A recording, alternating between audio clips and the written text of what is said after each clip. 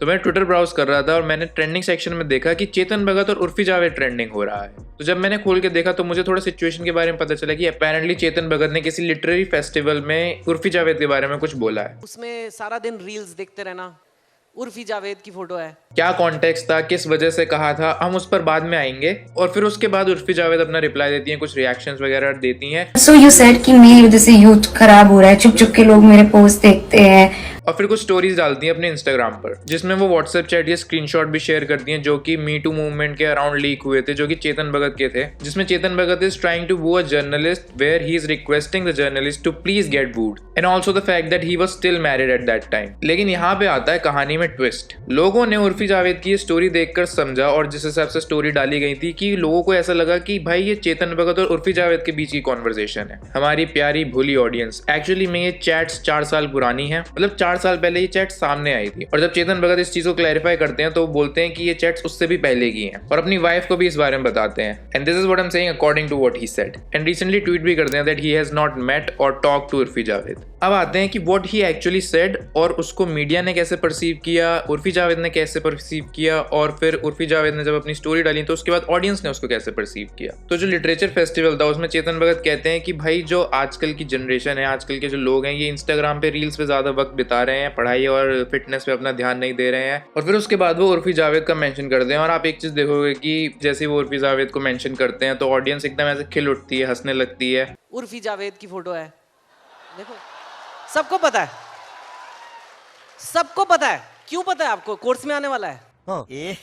रहा नहीं जाता, तड़प ही ऐसी है ना। एक एक्साइटमेंट से आ जाती है ऑडियंस के अंदर भी। Whatever he said was in that context कि भाई लोगों को अपनी पढ़ाई पे और अपनी फिटनेस पे ज्यादा या फिर एक्सरसाइज पे ज्यादा फोकस करना चाहिए instead of watching reels mindlessly. तो देखो भाई, मेरे हिसाब से तो इसमें कोई गलत बात नहीं है। Whatever he saying is true, क्योंकि सीधी बात है भाई, इंस्टाग्राम पे इन सब चीज़ों की डिमांड है, तभी मतलब आप देखोगे कि भाई इस टाइप की वीडियोस पे इतने सारे लाइक्स होते हैं, कमेंट्स होते हैं, और इन लोगों की इतनी ज़्यादा फॉलोइंग भी होती है इसी वजह से, क्योंकि लोग देखते हैं भाई, तभी वो बना रहे हैं। और इन सब चीज़ों की वजह से जो लोग इस टाइप का कंटेंट डालते हैं वो और मोटिवेट होते हैं इस टाइप का कंटेंट और डालने के लिए, क्योंकि उनका तो भाई इससे पूरा करियर ही बन गया है। मैं अगर अपनी बात करूँ तो भाई मैं इंस्टाग्राम अपने फ़ोन से एकदम हटा के रखता हूँ, क्योंकि अगर आपके फ़ोन में इंस्टाग्राम इंस्टॉल्ड रहता है, आपको पता नहीं रहता है, आप ऐसे ही रैंडमली रील्स खोलते हो और आपको और आधा घंटा 1 घंटा ऐसे निकल जाता है रील्स कंज्यूम करते करते, और आप सोचते हो यार ये टाइम गया कहाँ, मतलब ऐसे कुछ प्रोडक्टिव भी नहीं हुआ और ऐसे टाइम चला भी गया। मैंने तो सोचा 10 मिनट लगेंगे, बट ये तो 1 घंटा निकल गया पूरा। तो इस वजह से I don't keep any social media app on my smartphone except WhatsApp, क्योंकि व्हाट्सएप अगर डिलीट करो तो फिर वो बैकअप वाला सीन रहता है, तो वो बिल्कुल पसंद नहीं है। तो मैं व्हाट्सएप को होम स्क्रीन पे नहीं रखता हूँ, मेरे फोन में इंस्टॉल्ड रहता है, but it doesn't show on the home screen. Urfi Javed की रिएक्शन की बात करें तो I think without understanding the context, I think she overreacted and then making it a different narrative and blowing it out of proportion. She knows what she is doing and that sells for her and that is why she is doing, क्योंकि लोग देखते हैं, वो मस्त पैसा छाप रही है भाई, उसका करियर बन रखा है और ऑडियंस का यहाँ पे फुद्दू कट रहा है।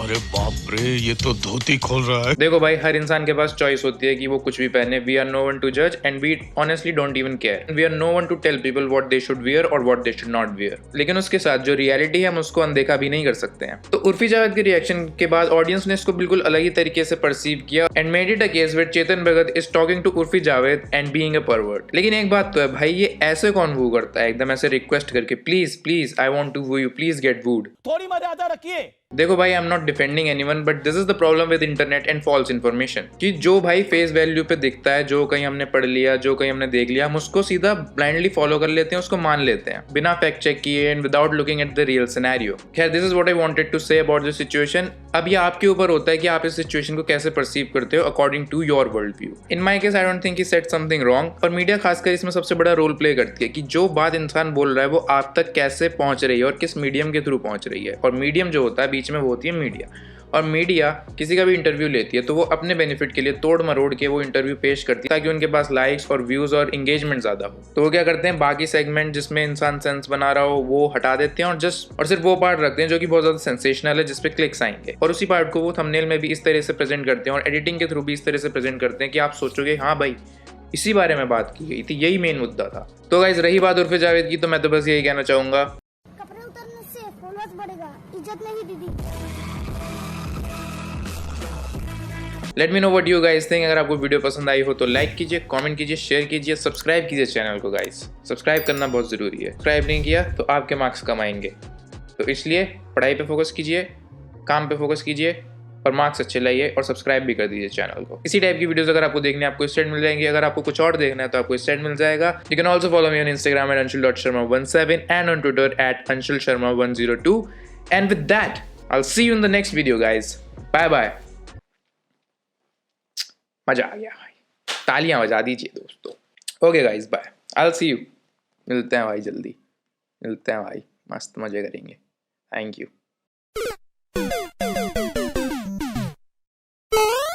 You can also follow me on Instagram at until until what is that, bro?